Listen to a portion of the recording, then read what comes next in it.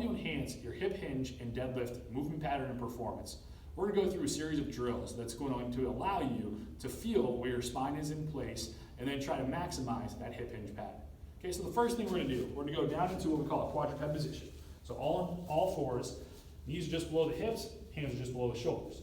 The first thing that you're going to want to do is try to feel yourself working through the hips via your core. So we're going to ask you to try to kind of pop your tail towards the ceiling, so we get into extension position, dropping the belly button towards the floor, and then we're going to go into a flexion position at the hip. Okay, if you notice, I'm not moving a ton through my upper back, it's more my low back and my hips, right? So what we're trying to do is get your brain to understand that you can manipulate your hip position by either extending out or flexing under, depending on where you are when you go through your deadlift. Okay, so after you get about 8 to 12 repetitions here, you're going to try to find a middle ground, so right in the middle where we want that neutral position. This is where we want to hip hinge or deadlift, and you're going to rock backwards. With this quadruped rocking position, you're trying not to let your hip or your spinal position change. So we don't want to drop into extension when we come up, and we don't want to round into flexion as we go down. We're trying to stay neutral, feel myself staying neutral, keeping my abs engaged, rocking through that pattern. From there, we're going to stand up on our feet.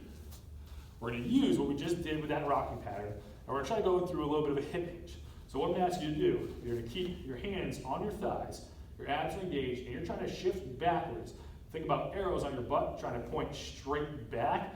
Try not to drop the hip down. So I want my arrows going straight back, hands are on my thighs, and slide my hands down my thighs, push my butt straight back, back stays flat, and I go down to an end range position where my back stays flat. If I go too low, my back starts to round, okay? Anytime you round, you lose tension in your hamstrings. So right now, I'm not feeling any tension in my hamstrings. As soon as I get to a flat position, now I feel a stretch and tension in my hamstrings, which is a good thing. I'm gonna reverse that back out, push those hips forward, squeeze that butt. So again, here, chest stays proud. Think about the arrows pushing the hips backwards, hands slide down my legs. I start to feel tension, stretching those hamstrings, that means I got it right. I'm gonna push those hips forward to come out of that position, squeeze that butt at the top. Not only is this my hip hinge, this is my deadlift. So if I'm going for a deadlift, let's say I'm on a trap bar deadlift, I have to grab the handles. I want to think about my hips pushing back, coming down, boom, handle, handle.